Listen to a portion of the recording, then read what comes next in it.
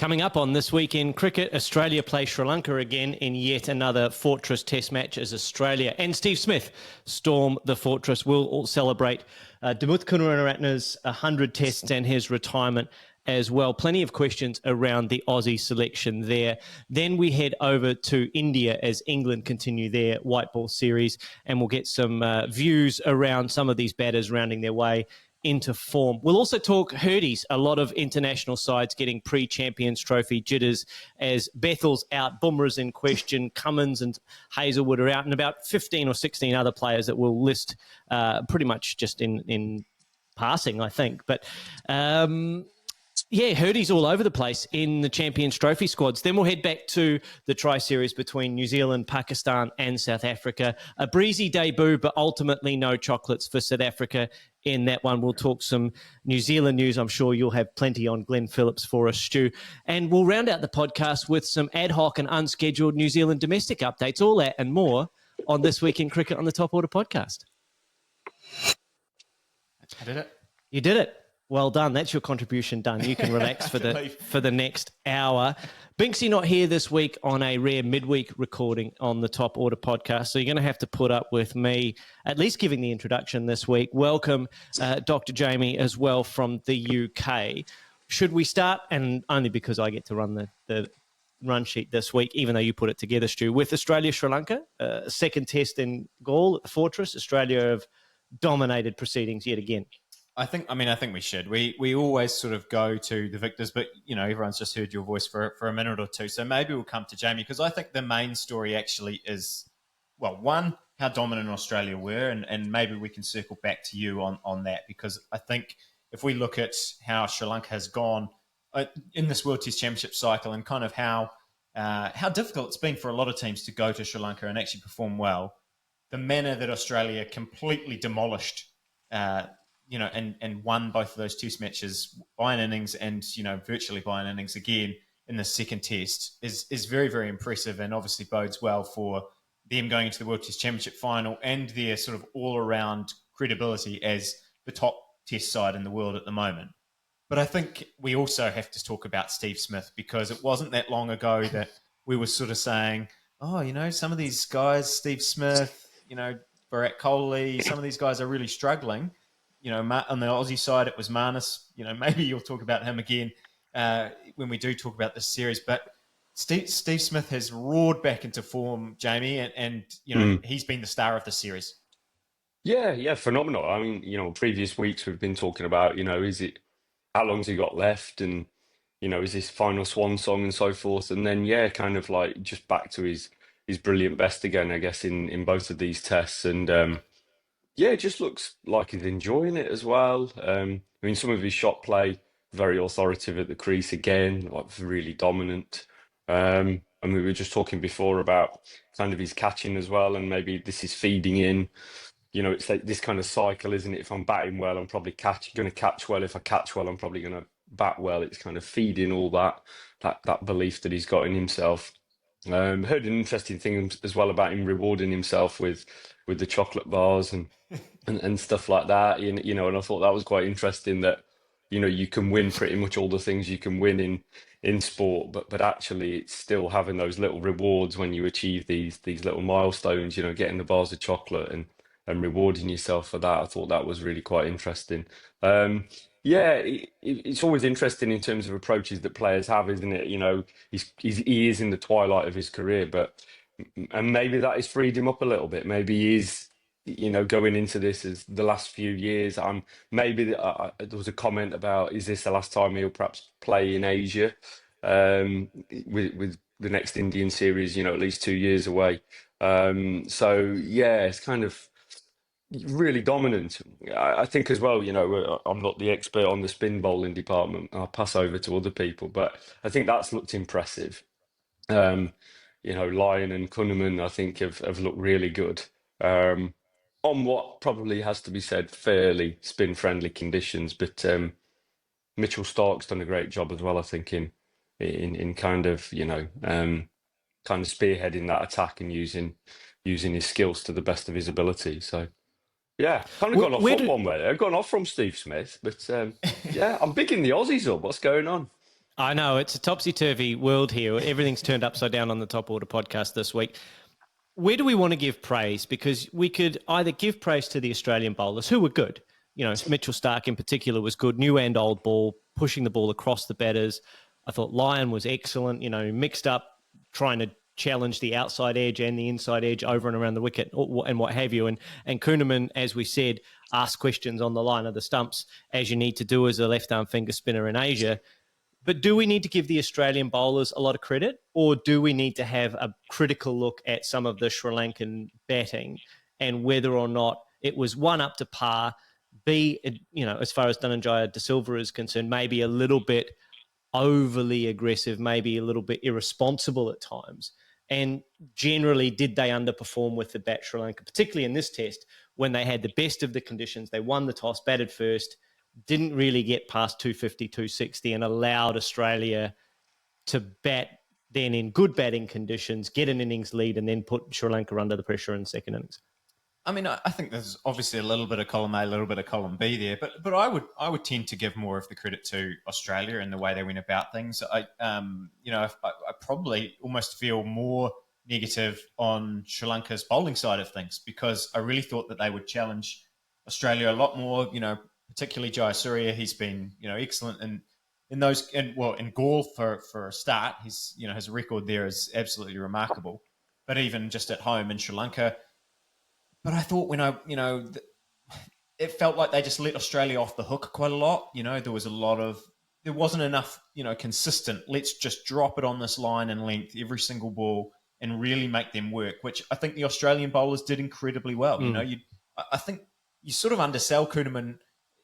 I know you didn't do it intentionally, but by saying, sometimes we undersell the bowlers like Kuhnemann, maybe like an Axar Patel, like an Axar Patel, guys that run in and just put it in the right spot all the time.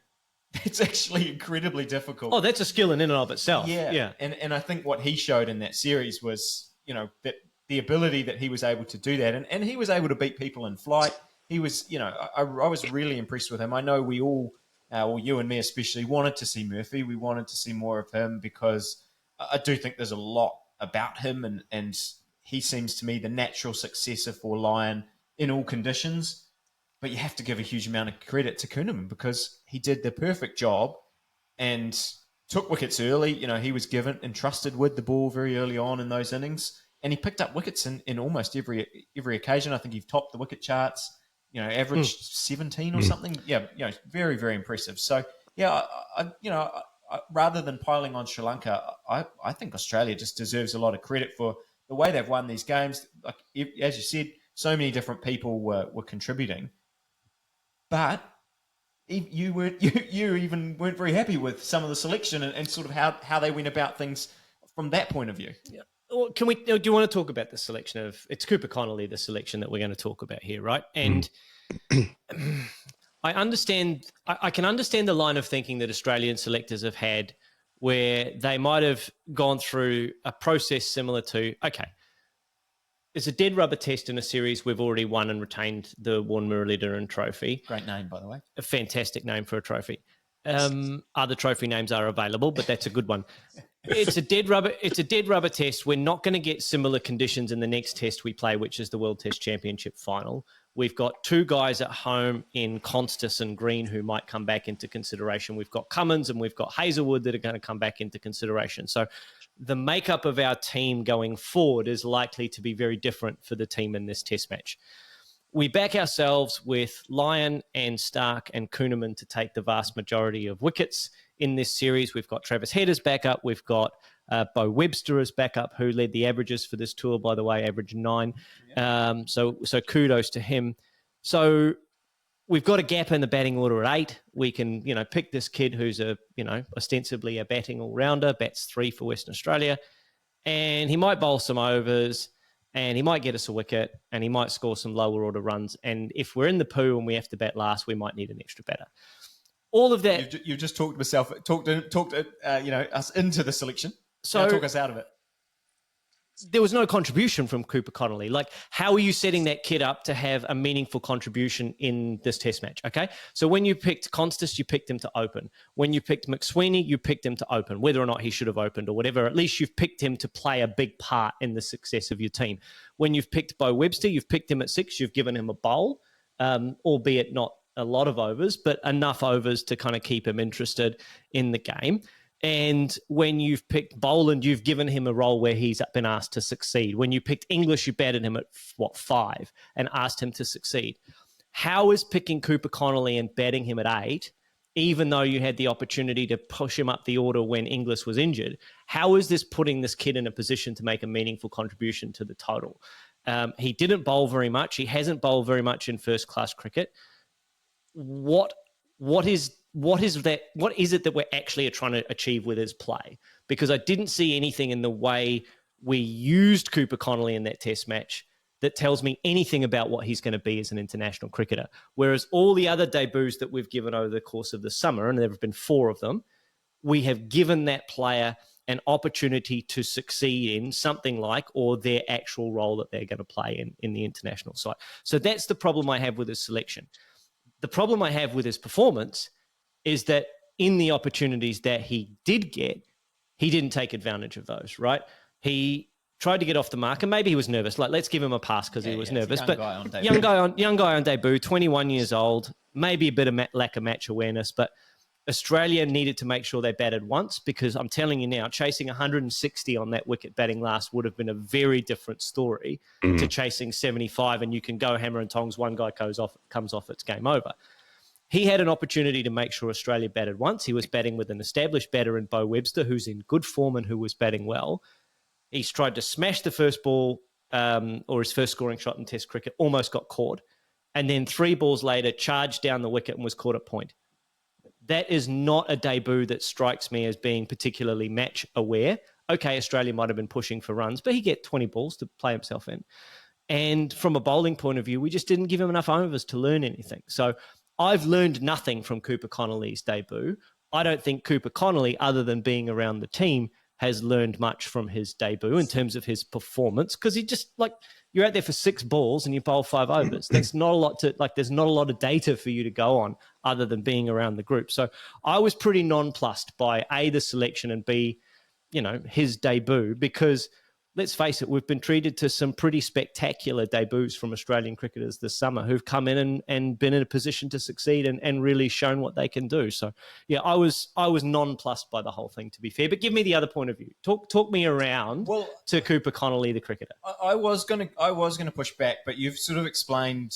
I was going to push back really more on the, like, what's the difference between him and Constas. But I think you've actually explained that really well by establishing the roles and things. And I actually, what you've talked about, I want to come to Jamie, because you've got more experience than us really in high performance sport and all of that kind of stuff. And I'm keen to know from your point of view, if players sort of talk about the, what would Cooper Connolly have gained from being in that environment? Do they talk about, okay, just being there, you do lap up all of those things, actually being in the game, rather than, they could have just kept him in the squad and, played a part, and he could have come onto the field and done some sub-fielding and been a part of the squad, but not actually got that first Test cap.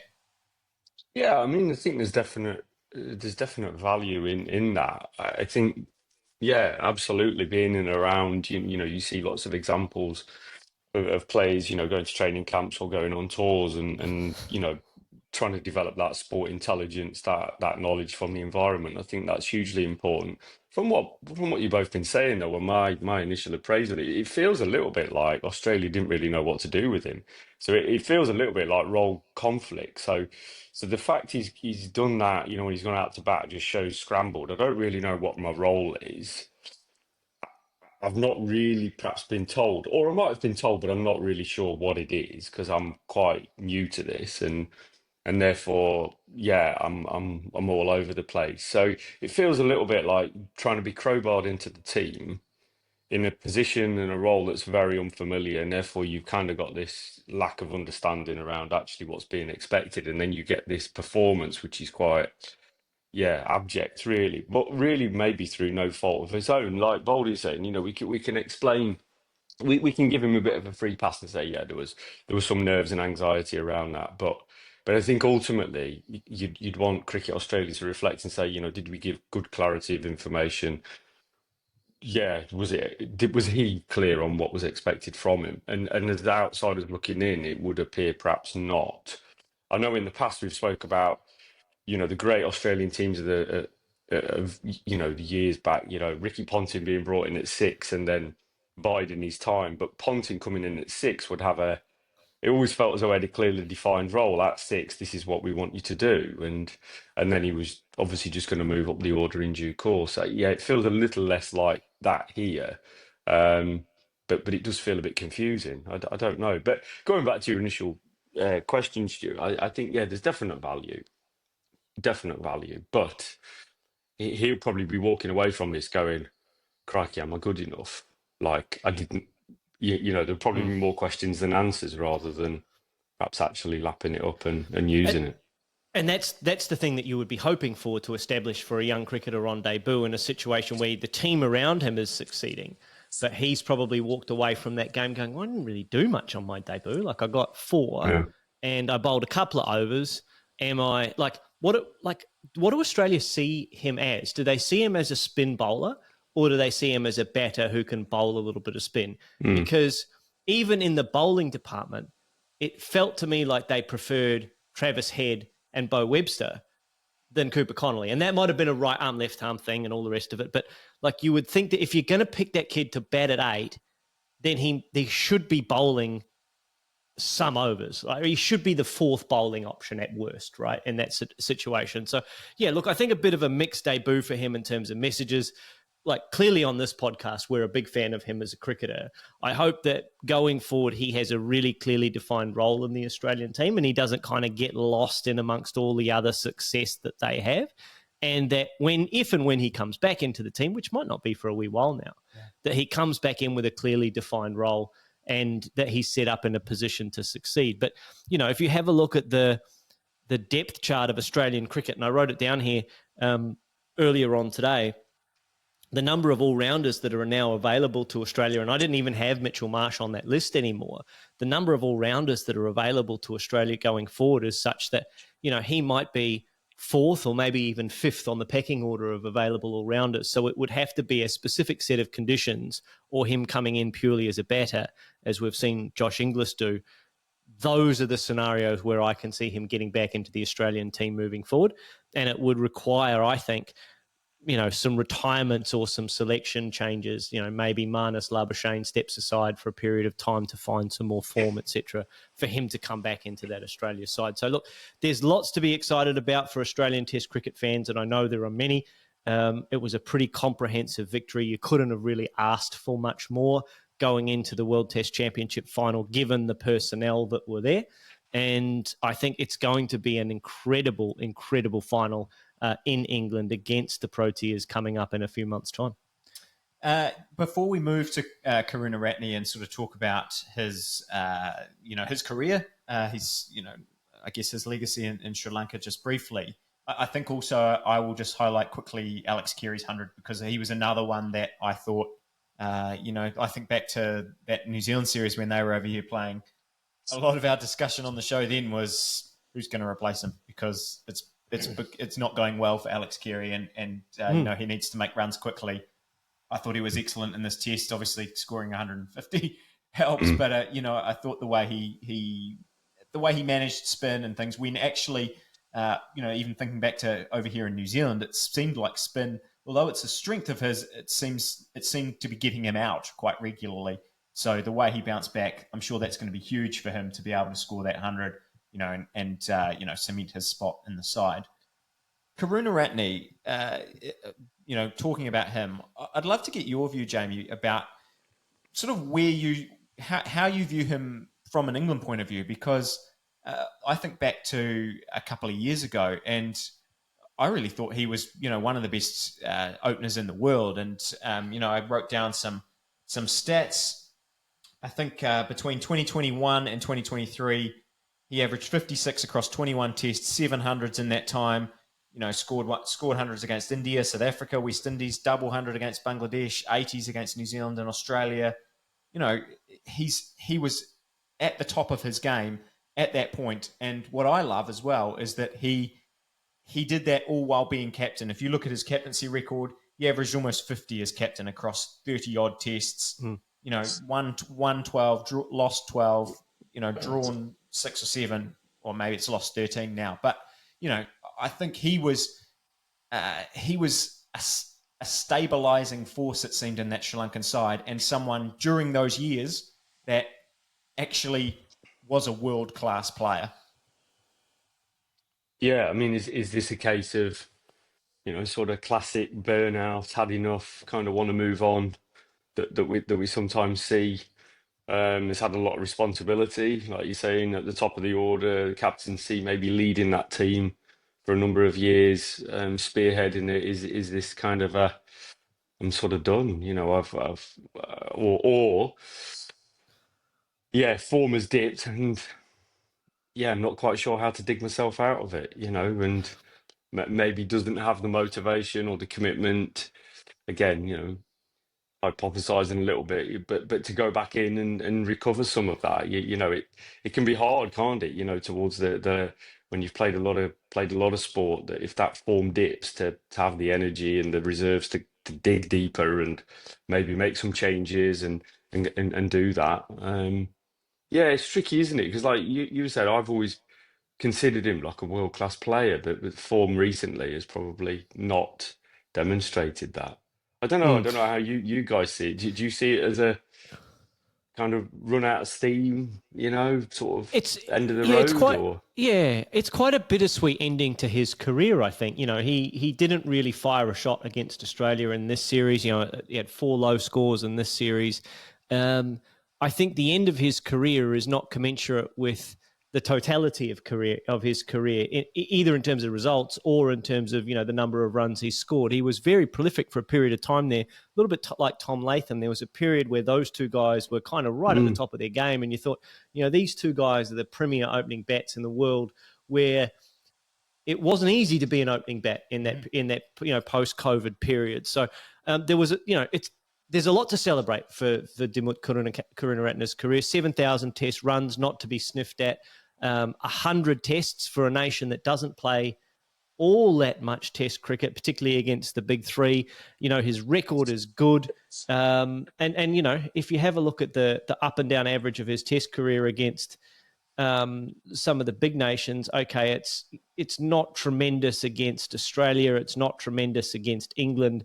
It's not tremendous against India. But he actually has had a really good career overall if you look at some of the totality of those other nations that he's played against. So salute to you, Dimuth Karunaratne, 100 tests and going out as a legend of Sri Lankan cricket. I would hazard a guess to say. Yeah, I would think that, you know, it's not a perfect comparison, because I think as people, I get the impression they're very, very different. But I sort of think of him as a Dean Elgar kind of comparison, that he really just dug in for his side. You know, a gritty opener who is not going to go down when you do your revamped 100 Test cricketer list. He's not going to be on that 100 best Test cricketers, but he's going to be someone, as you said, in Sri Lanka, that's going to always be remembered fondly for everything that he's given to the game there. So yeah, shout out to him. Shall we move on to England? I think we need to pivot, and unfortunately, it means slightly more pain for Jamie, and I do apologise for bringing you into this conversation and what's going to be a couple of interesting sort of topics of conversation. Another victory for India against England in the ODIs. This time, where was it? It was in, doesn't say here. Oh, Cuttack. I don't know where that is. I'll admit my lack of Indian geography. I don't know where that is, but it doesn't matter, because wherever India play against England, it seems that they win in this white ball tournament. Where do we want to go here first, team? A terrific comeback 100. We talked about, you know, guys returning to form, having been under a lot of pressure. No one probably more so in world cricket than Rohit Sharma, who has burst back into form with a 90-ball 100 to steer India home 308 for 6, playing England's 304 all out. Where do we want to go first here? Because there are, although this was a defeat for England, plenty of positives in an area that on our last episode of This Week in Cricket was a question mark that we had over that top order and middle order of the English batting lineup. Jamie. Have you seen any change here in this second ODI that gives you either pause for concern or has answered any questions you have over that batting order engine room for England? I finally got it out. It's easy for you today, mate. Yeah, I think, salt and ducket. I think, I've changed my tact a little bit around. I had question marks around, I think, the role that Duckett would play in kind of that. But actually, I think those two, have really sort of cemented their positions. I think that they complemented each other really well. I think it was clear that perhaps Salt was struggling a little bit, but still had the nous to rotate strike, and Duckett was seeing it like a beach ball, and therefore, get him on strike and let him play the more flamboyant shots. And as we've said in the past, his ability to sort of go 360 in the subcontinent, is a big weapon. So I thought that worked well. I thought Root again sort of just displayed his class as a super player.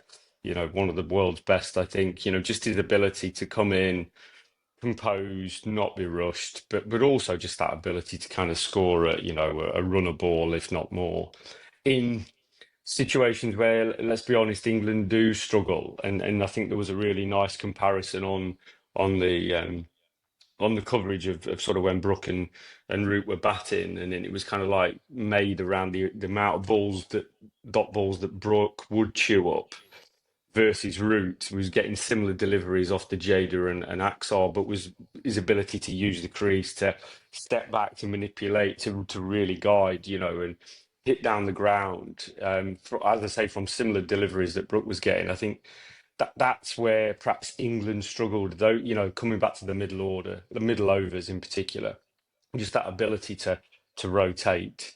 But notwithstanding, I would say, again, just amazed at the quality of Jadeja and Axar as well. I think Jadeja's ability to really use the crease to his advantage, to just create different angles. I was watching it and crikey, never get anywhere near that. I was thinking, how would I actually score here? I just, and then I think, he's rattling through these overs at just over 90 seconds and stuff like that. So it's a real tough go, I think. But he's such a smart bowler, isn't he? He's such a smart bowler, Yeah. Jadeja, and you see, he's someone that again, I think we were wondering, what role could he, is he being usurped, I suppose, by Axar Patel in terms of his position in this Indian side? But he showed his worth so much in these couple of games. Just fantastic in terms of what he's been doing. Tremendous work, and like you said, such a smart bowler. So yeah, totally, huge credit to him. And I think, Jamie, if we're going, if you're going on the England side before, I would like to talk about Rohit, because that was so fun to watch him get going again. But if we want to talk about England, I think actually, results aside, and I think almost in a way you do have to put the results aside. You're playing India in India. We've talked so many times about what a dominant white ball side they've been for such a long time. They've got depth everywhere. If we're looking forward to the Champions Trophy, they're playing a series now where at the moment, and maybe it signals that these guys are not going to be in the Champions Trophy, but we've got, no Punt, no Jaiswal, who would make, I'm sure, just about every other team in the world. And there are other players in that. So I think that the batting side of things, I feel like there are a lot of positives, actually. A lot of these guys are started off maybe this T20 series and didn't look in great form. Now they're coming in, and all of them, while they're not going on to get hundreds, they seem to be rounding into form in some ways. Yeah. I mean, there was, we had question marks, didn't we, about some of the England guys, ahead of the Champions Trophy. But I think some of them are definitely, as you say, coming into form. I think the bowling department, kind of does what it says on the tin. I still think they don't perhaps know what that frontline attack will look like. There's been lots of experiments with Mahmood coming in, and Archer and Carson and Wood, and Rashid is the constant, and he's always going to be in white ball cricket for England. but it still feels a bit like testing the water a bit with that sort of bowling attack. We've heard less as well around Bazball 2.0 as well, I think, and it doesn't necessarily feel like that. Yeah, I don't really know what England's style or identity is, but probably we weren't really going to learn that from playing in India, where it's probably less likely to be swashbuckling in the middle overs than we might see perhaps in the Northern Hemisphere. So still TBC'd on kind of what the approach is. I think the big area for development is always those middle overs for England in the longer white ball. Just feels like got loads of talent in that batting lineup, and it either comes in too early because we're getting skittled, or it comes in too late with not enough time to really use it, and therefore you end up with loads of riches, but you're not quite have the time to use them. Maybe that's being unfair. I don't know. But. Not to sink the slipper in, Jamie, but there's been a lot spoken about in the English media of late around Brendan McCullum's start to the Bazball era. So, post-World Cup, there was a transition.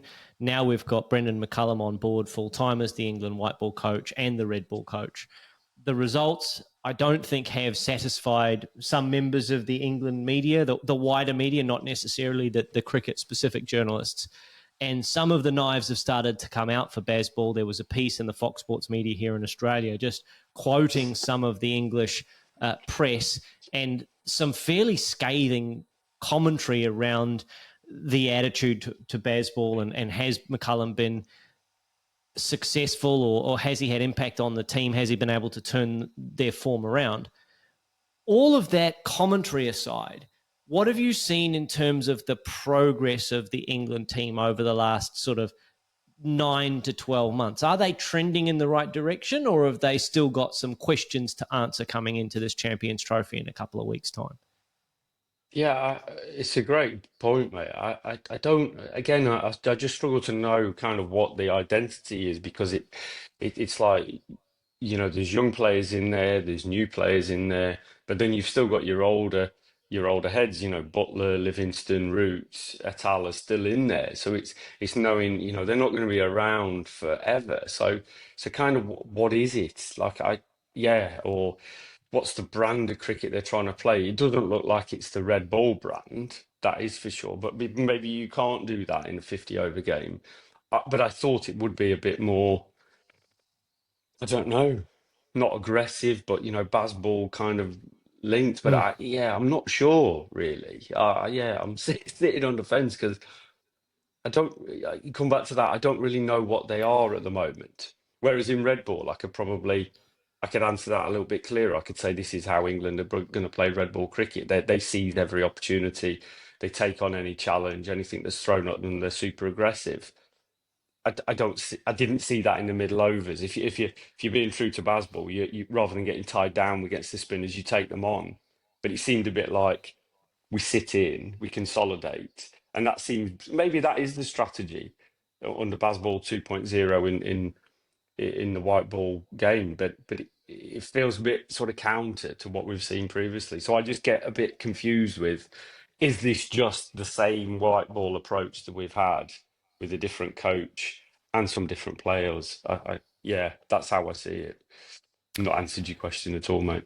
No, I think in the way that you've answered it, I think you've come across the challenge that a lot of outsiders looking into the England team have picked up on, and that is a lack of change to identity to that England side that, since Owen Morgan has retired, has struggled a little bit in terms of, putting world-beating performances on the park when they've got a world-beating side on paper. And whether or not you look at the batting lineup and its, inconsistency and some, challenges that they have with navigating the 50-over format, or their bowling attack, which seems like it's not quite balanced in the right way to take 10 wickets and limit, admittedly, a very explosive and very good Indian side.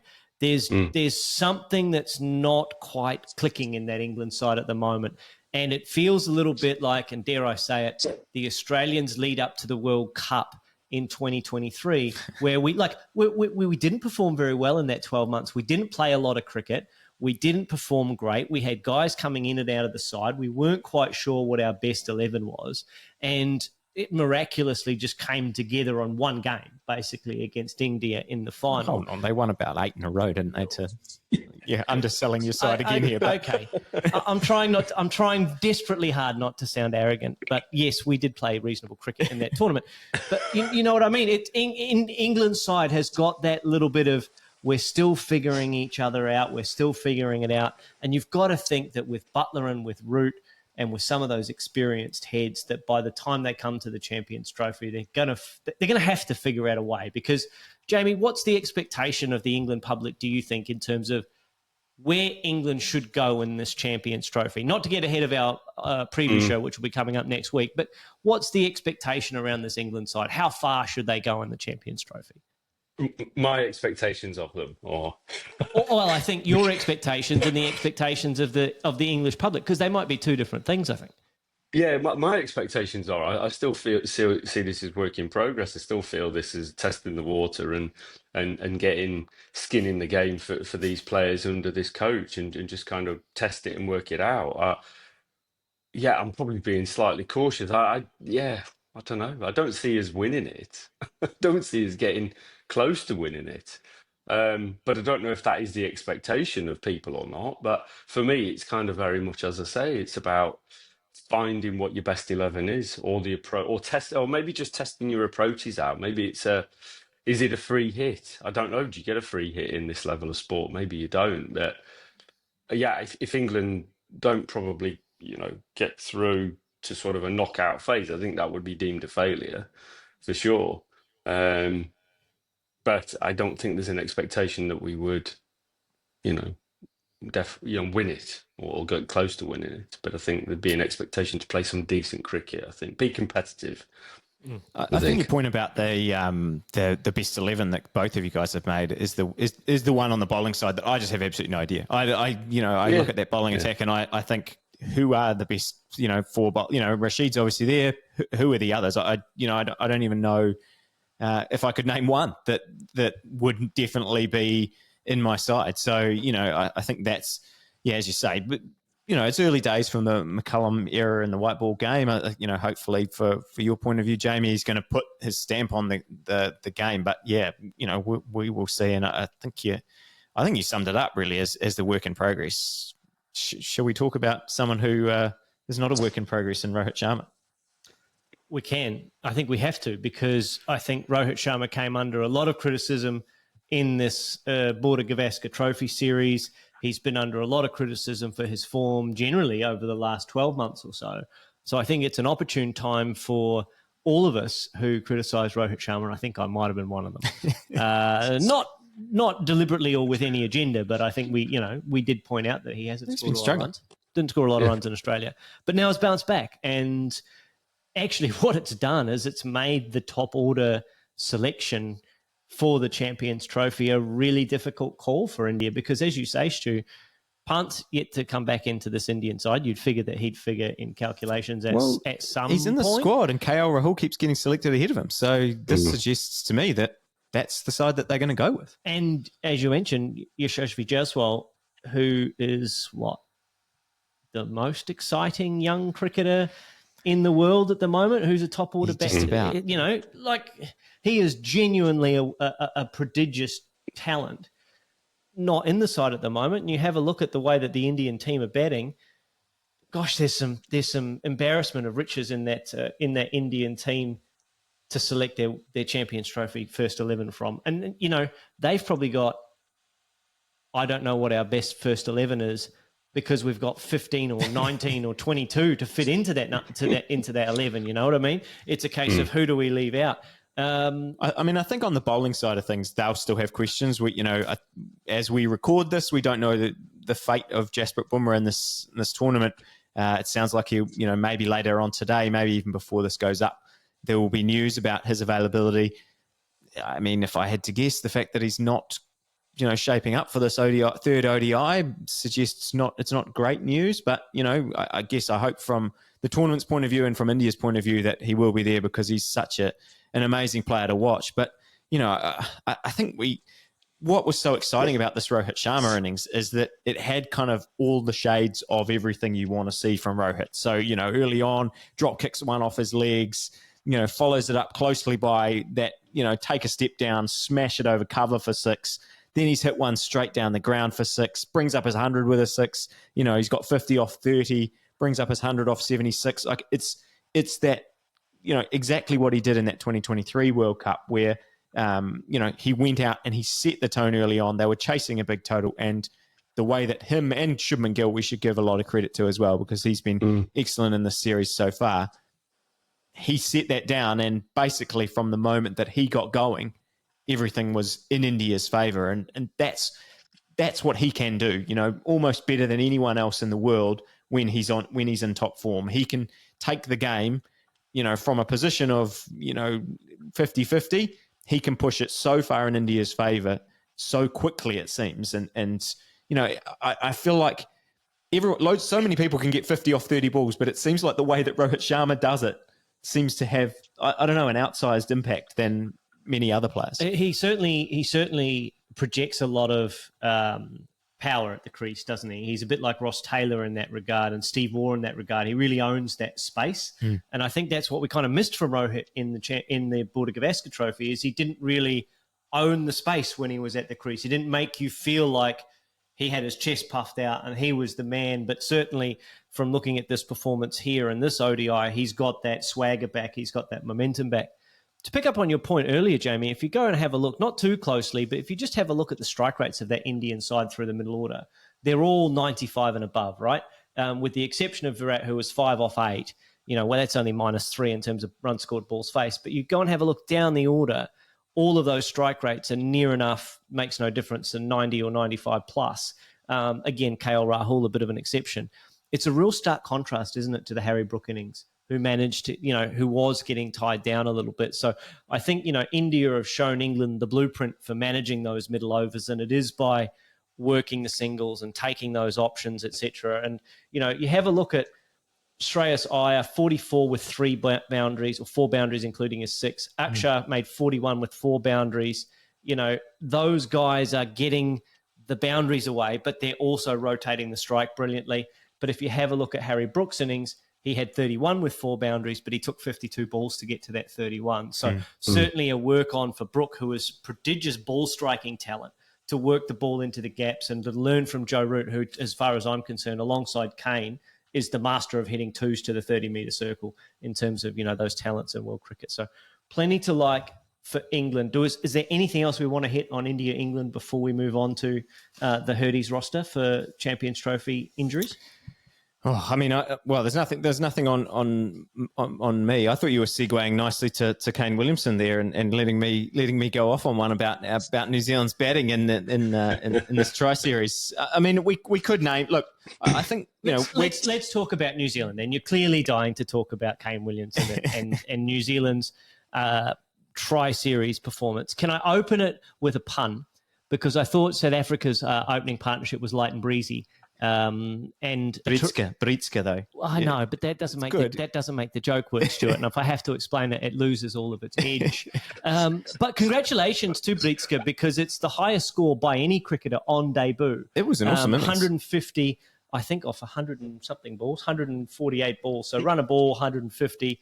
First time anyone's ever got to 150 on debut. Desmond Haynes obviously had 148 back in the 70s. But look, a terrific debut innings from him. Another talent emerging for South Africa. Their cricket seems to be on the way up. Lots of new names actually in that side. I didn't recognise Jason Smith. I didn't recognise Hieronymus Bosch. I didn't recognise Muthuswamy, and I didn't recognise Mpongwana. So lots of new names emerging for that South African team. I might have just not followed South African cricket all that closely in the last 24 months, but there's lots to like about some emergence of talent at the moment from them in this tri series. Well, from the South Africa point of view, it's because a number of them were playing in the SAT20 final. Yes, Rabada, I think, starred in that. And Trent Bolt in the winning side as well gets another T20 title on his resume. But so that opened the door for a lot of these players. What'll be interesting is for someone like Breetzke to see whether, this is enough to kind of get himself into that squad. There's obviously been, as you said, a number of injuries. We just saw, it's been mainly on the bowling side of things for South Africa with Nortje, and then I think Coetzee as well. Maybe was under a cloud, but there's just been so many, and I think that's the disappointing thing. And we'll probably dive into that next week or at the weekend our time for to see what impact it's going to make, because there's been Australia decimated by the injuries that they've got. But as you said, it was the South Africa win. It was not a B-side for South Africa, but there was a lot of people missing. But I think it's still been really, really positive in terms of New Zealand's batting, because if I look at our one-day side, there were a few questions about our batting lineup. One of them was Glenn Phillips. You guys often talk about Glenn Phillips in glowing terms, and I have a huge amount of time for him. I think he's an incredibly talented player, and maybe that's why I expect quite high standards of him. But if you looked at his ODI record, it was before he scored that 100 against Pakistan, 37 innings, 450s, no hundreds. It's not very flattering, and I think it was. He can. You guys were talking about getting stuck in the middle overs. He's someone that I think embodies that he can, when spin is on, he can sort of just get stuck in the crease. He doesn't get going with his feet. But what I loved about this innings, in particular, that one against Pakistan, is that he was able to. When he first burst onto the scene, he was an opener, and I don't know if you remember, Baldy. He was playing for Auckland, and he was playing in Super Smash games. And he'd be ramping and reverse lapping and all of these. Like, he had all the shots, Glenn Phillips. That was what was one of the things that was so exciting about him. And in recent times, it's felt like he's maybe, I don't know if he's lost confidence in those, but it seems like the only thing he's had super confidence in is the power game. And so he'll get stuck in not working the singles, and he'll just wait for the ball that he can try and launch for six, because he's so powerful now that he's able to do that. But in this innings against Pakistan, some of those laps and stuff came back. He was working, balls into gaps and running. Another one of his superpowers is that the speed that he has between the wickets. And so he was taking twos, and he was able to, I think, like many players, like Breetzke as well, like Kane, Williamson, these wickets we've seen, they're a bit tacky, and it's sort of sticking in the wicket. They don't seem to have a huge amount of pace. And so it's not that easy to get started. But he went from, so him and Daryl Mitchell put on a partnership, and then he goes from 50 to 100 in about 3 overs. Took Shaheen Shah Afridi apart, kind of did all the hard work, and then absolutely cashed in. So, I think there's been a huge amount to be positive about from a New Zealand point of view in these couple of games. And, South Africa and Pakistan are about to play in the third game. And then what it means for New Zealand, these 2 wins, is that we also get another warm-up in the lead up to the Champions Trophy as well. We've gone almost 3.5 minutes now talking about New Zealand's recent white ball series without mentioning the elephant in the room, and that's that Devon Conway has made some runs. What changes now for you as far as your view of Devon Conway is concerned? Incredibly unfortunate situation for him in terms of how it came about to be back in the side. I don't know if anyone's seen it. Ravindra's injury. It sounds like he's okay, that everything's going to be fine there in the end, but pretty scary stuff when, ball goes out to him on the boundary. He's looking at looking into the lights and just doesn't see it, and it hits him square in the face.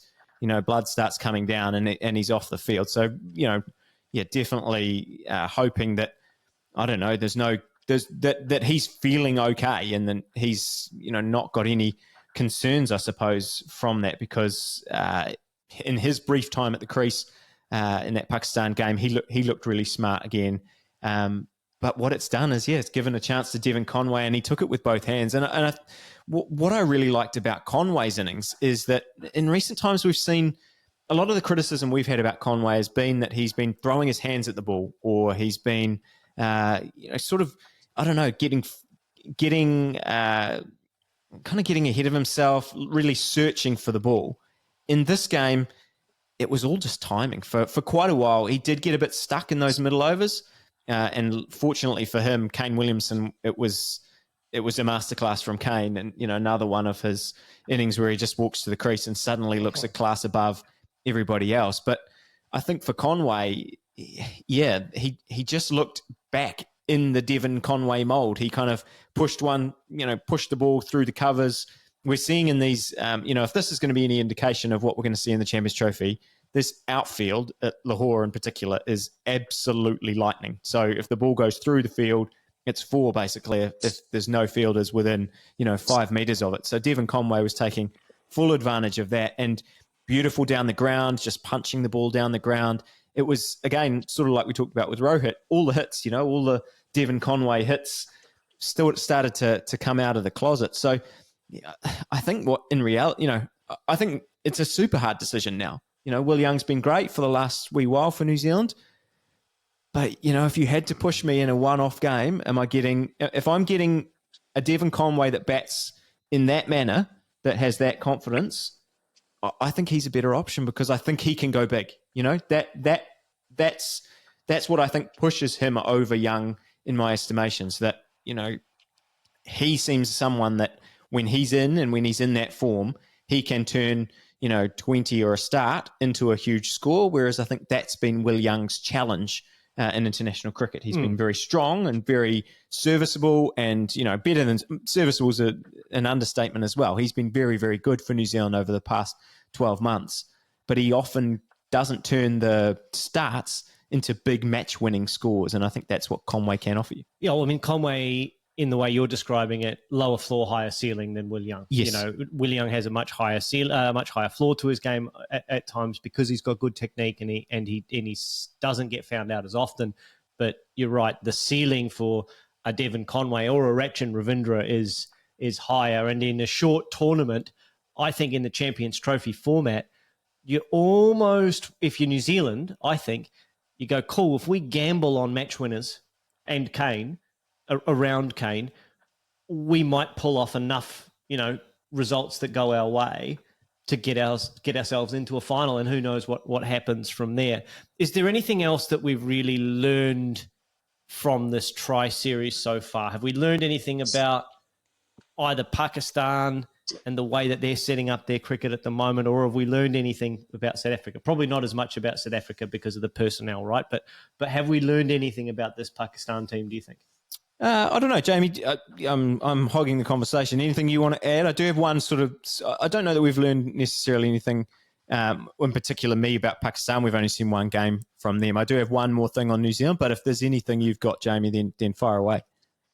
No, I'd agree with you, mate. I don't think we've learned too much more, have we? I think Pakistan are fairly well-oiled machine in sort of white ball cricket in their own backyard. So it's interesting what you're saying about the Lahore outfield, though, and I think that could play into some of the team selections of a lot of teams. If the outfield is similar to that, field positionings, probably as well as attack. Do you have to go big over the boundary if you can get it through the infield in those power plays? You're probably going to rotate at a decent range of knots.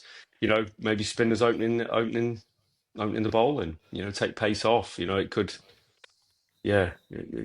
play into it, I guess. But yeah, you have a look at that strategy.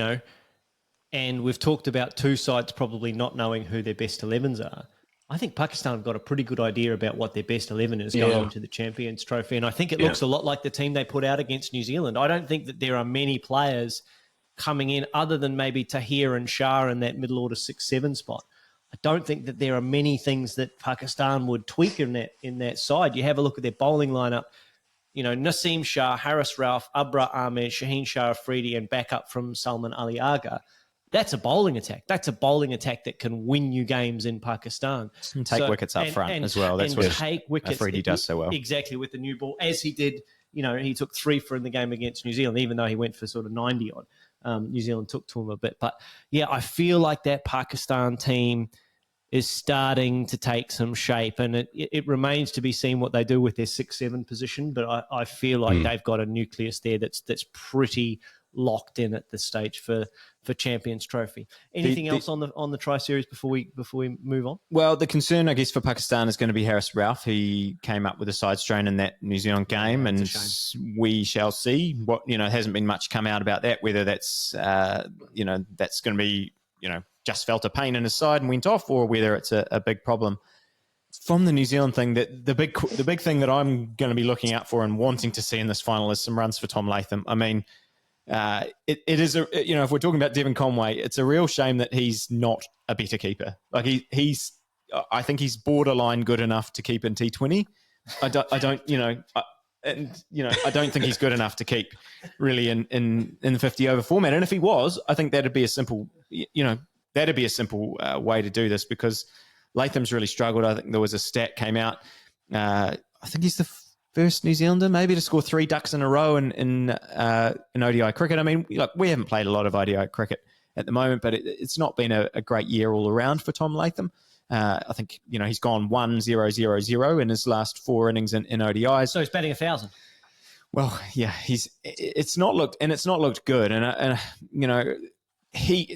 the thing is that there's no one really to replace him. As much as we might say, give Conway the gloves, it doesn't seem like that's going to happen. So he needs to score runs. He needs to be an important. He's batting at 5. He's going to be an important player in this side. So if I could ask for anything from this final, it would be to see Tom Latham get some confidence, get some runs, because we're going to need a contribution, at least, you think, from him in this Champions Trophy coming up. Otherwise, it's going to be a problem. Right. We talked about injuries. Let's wrap up with injuries before the unscheduled New Zealand domestic news that will wrap up this week in cricket. Every team's got a dose of the hurdies at the moment. So I'll start with Australia. Cummins is out, it looks like. Hazelwood looks like he's out.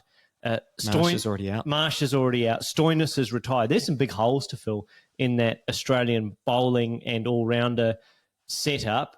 Cameron Green's probably not going to play until the World Test Championship final. So, Sean Abbott, Aaron Hardy, maybe even Cooper Connolly might end up actually being an option for Australia in that all-rounder position. I don't think we're going to go to Webster. I think there are other options in that white ball format. We might even see Mitch Owen come into that Australian side on the back of his Big Bash form, but plenty of injuries for Australia to worry about. I don't mind the bowling stocks that we've got, though. Guys like Sean Abbott.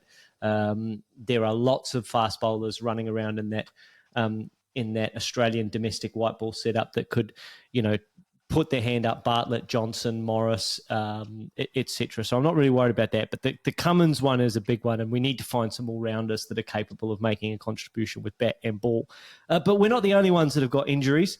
We talked about Jasprit Brummer. He's probably the biggest name that is on the injury list or in the question marks in the list with question marks. He's not quite on the IL yet, but game time decision for the Champions Trophy. Jamie, do you think that Jacob Bethel injuries, how significant? I mean, he's obviously out of the tournament, but how significant is that from an England point of view? It seemed like he was kind of working his way into the 11.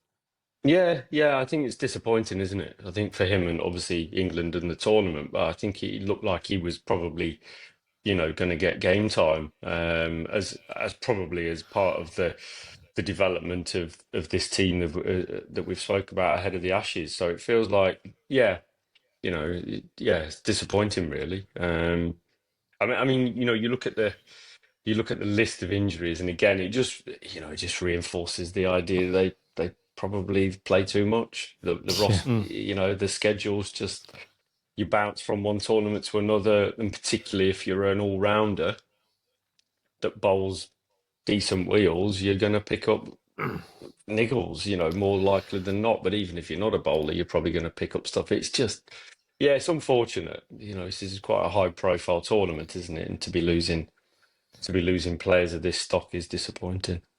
Well, it certainly is. I mean, they're not the only ones to have injury worries. You mentioned Harris Ralph. He's got a concern with an injury. Lockie Ferguson also potentially got an injury concern, Stu.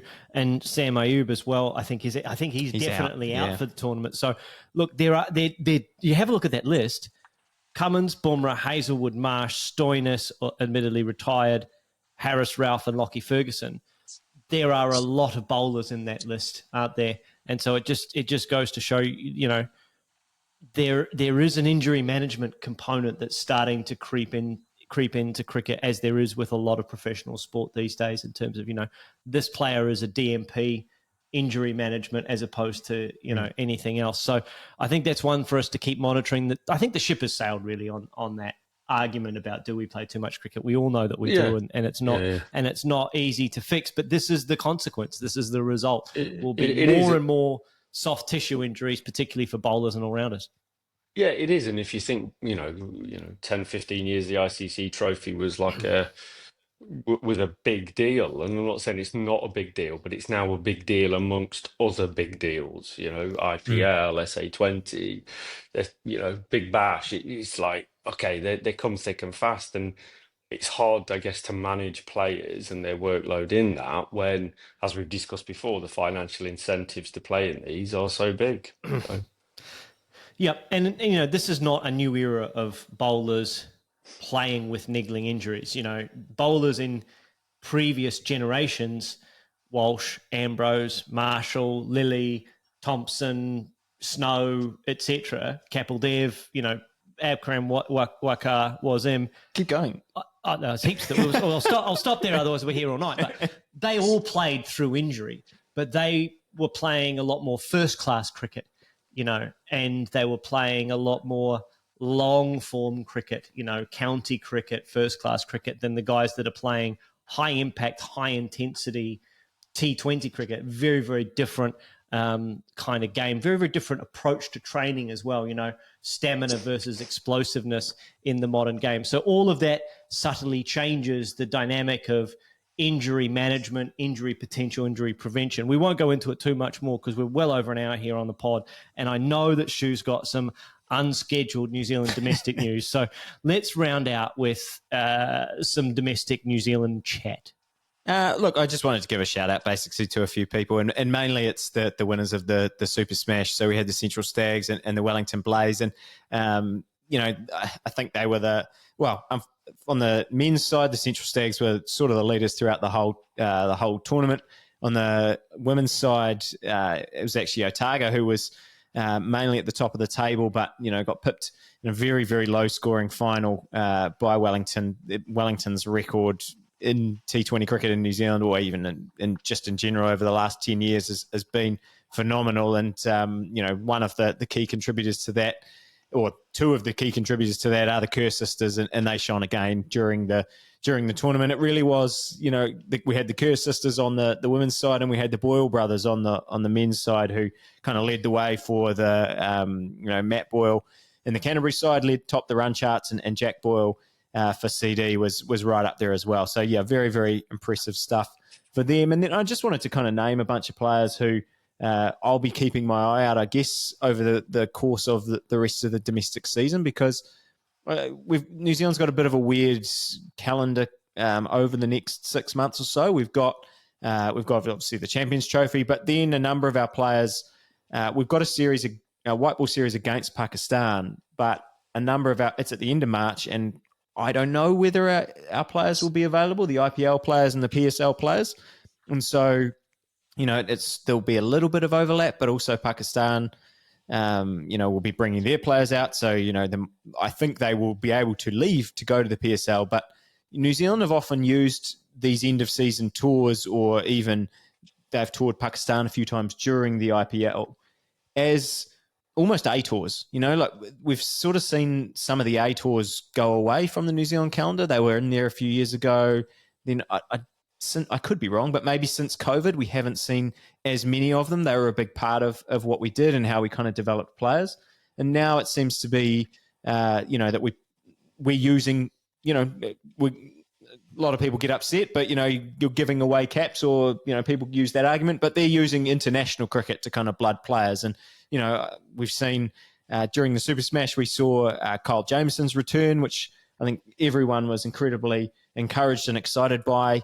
Just, his bounce in particular is what struck me when I was watching him bowl. You just kind of forget that he's just this giant, and, we're seeing it in Will O'Rourke, but, to have another player in that sort of mould, albeit a little bit slower, but maybe a bit craftier than O'Rourke. So, yeah, it's really, really exciting to have him come back.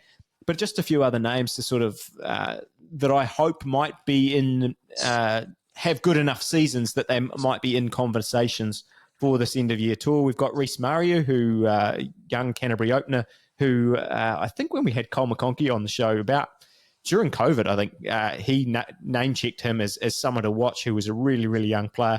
He's now coming through. He had a really, really great start to the Plunket Shield, and is in the one day side. Matt Boyle is another one who's just scored another Ford Trophy 100 in the past week or so to back up his Super Smash form. We've got Dale Phillips, if we're going to be another brother of. He's had a really good, probably 12 months here in New Zealand, so another one that could be kind of putting himself in the mix. And then it's really the keeping situation that I'm having a big watch on, because we've talked at length about Tom Blundell's struggles.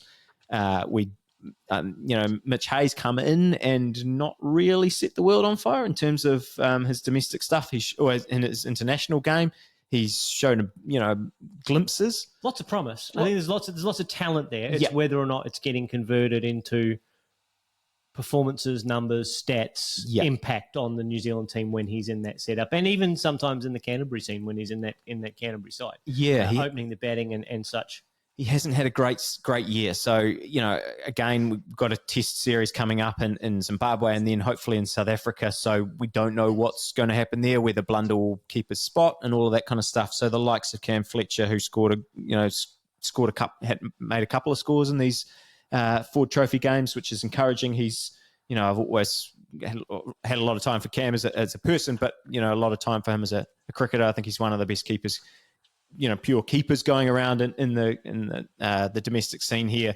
And obviously, if he can start putting pressure on with the bat as well, that would be good for him. And then we've obviously got Max Chu, who's been had a really good start to the summer. So yeah, there's quite a few things to look at. And I guess my hope from a New Zealand point of view is that we're getting to that March series and thinking, oh, isn't this great that we've got 5 or 6 people who are actually kind of banging the door down to say, give me a chance at this level.